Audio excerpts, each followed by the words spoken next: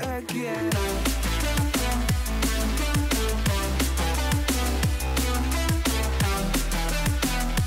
This is the SHADIC Zone.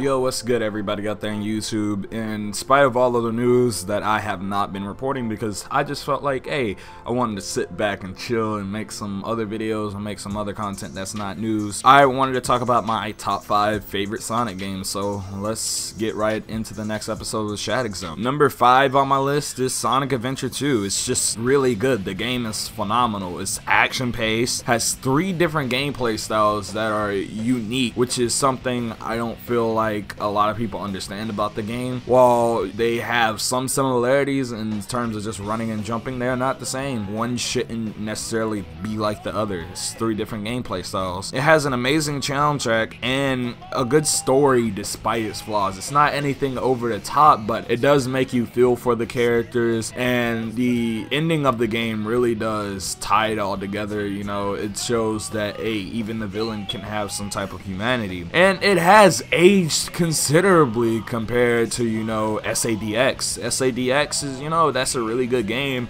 but by today's standards, you know, it's still good, but it's nowhere near what it would have been back when everybody remembered it and when it was even on the GameCube. It's just nowhere near as good as it was back then. It's aged.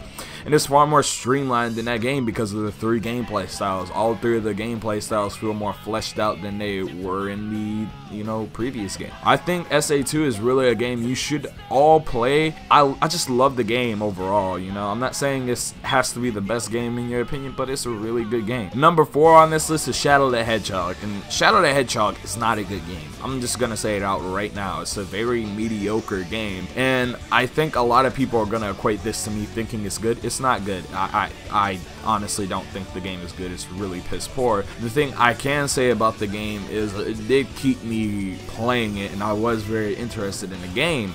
The game, you know, had some nice aspects. You know, the checkpoint travel, large stages, and it had combat, which was something we really don't typically see in the Sonic series. Really, we run and jump on things. That's as much as combat as we get. But this game had, you know, hand-to-hand combat, and it had, you know, guns, and the guns didn't work all that well, but still it tried in that aspect, and that's something I liked about it. But the game did control very slippery. But one thing I gotta say is the stages were really expansive and they were really cool, and I was playing it, and like as a kid I didn't think it was the best Sonic game, but I loved it. That's the thing, I just kept loving the game, and I guess that's where it stands. It's a game, it's a very lovable game. A lot of people love it and a lot of people hate the game, and looking back at it now, and I went and played it again, and I was just like, I still love this game despite it having all these flaws. It's not a good game, but it's still very enjoyable, and that's why Shadow the Hedgehog is number 4 on this list. Number 3 on this list is Sonic Rush and Rush Adventure. I really couldn't choose between the 2 because I love both games, to be honest. And the first thing I gotta say is it has Blaze. Blaze is my favorite Sonic character, if you guys did not already know. And because of this game just automatically, these games, both of them, get automatically pushed up 100 times. But the games had both, you know, some kind of intriguing stories, and they were just really captured you. You know, while they may not have necessarily been good, you know, to some, and to some other people may have thought they were good, I just thought it was interesting. You know, I just like looking at it, especially Rush Adventure. You know, the pirate theme really sat with me, and the fact that we technically had like 3 antagonists the entire time, I loved it. You know, while the rival Johnny wasn't the coolest rival on the planet, he was frankly sometimes annoying. I did like that they tried to bring a new rival on top of having Blaze there with Sonic, a companion, and introduce Marine the Raccoon. These games are just really good. On top of that, you know, it was really fast-paced. Rush, I think, was the first game to introduce the boost, and the trick system allowed you to continue your boost and continue your speed throughout the stage while maintaining that cool aspect, if you understand what I mean. On top of that, it has one of the best soundtracks, if not the best soundtrack in the series. So I really recommend you guys check out these games, and Sonic Rush and Rush Adventure are number 3 on this list. Number 2 on this list is actually Sonic Colors. Sonic Colors is just really a good game. It's almost perfect when it comes to Sonic games, and the gameplay is just great. While it doesn't prove that a 3D Sonic game can work, you know, the solid 2D sections and the scenic 3D sections really do bring the game up to its high tier in terms of where it is in the Sonic game tier list. And I really just gotta say, I love the cheesy story. Even though the story isn't really good, it's not good at all, let me say that. It's just cheesy. You know, a Sonic game, you really should not play a Sonic game for the story. If you're playing a Sonic game for the story, you're messing up somewhere along the line. And you can obviously tell, you know, in most Sonic games, the story takes the back seat. Story really does take a back seat in Sonic game. But, you know, it was cheesy, you know, and it just kept you going along. It wasn't something that was just outright like, oh, we're trying to have this expansive story, so, you know, you should critique this as hard as you can. No, they were just trying to give people something simple to work with.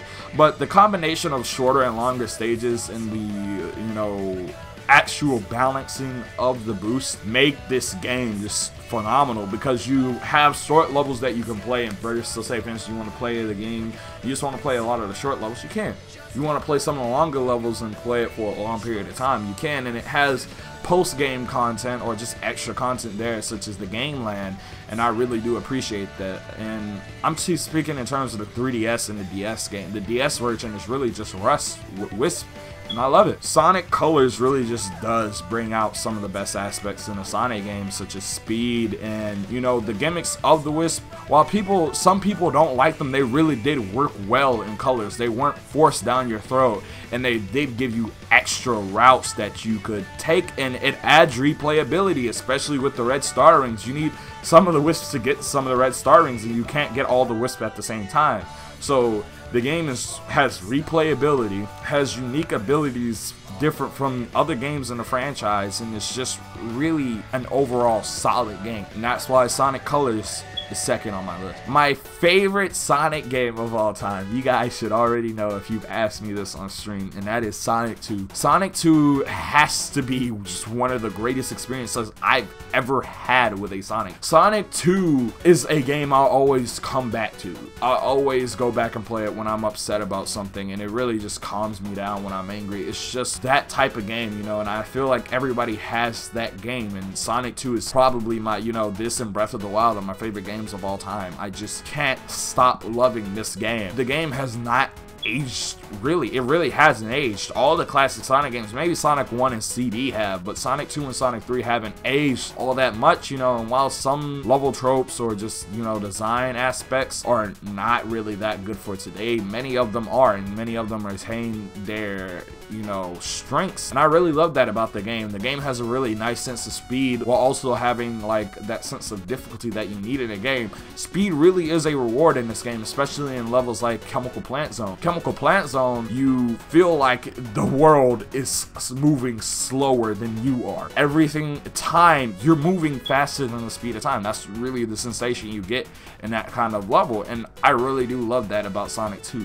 Sonic 2 is just a game that I will always cherish and love in my heart, and I always get nostalgia from it. While it's not my first Sonic game, it's one of the very first ones I played. It's probably like the third or fourth Sonic game that I actually played.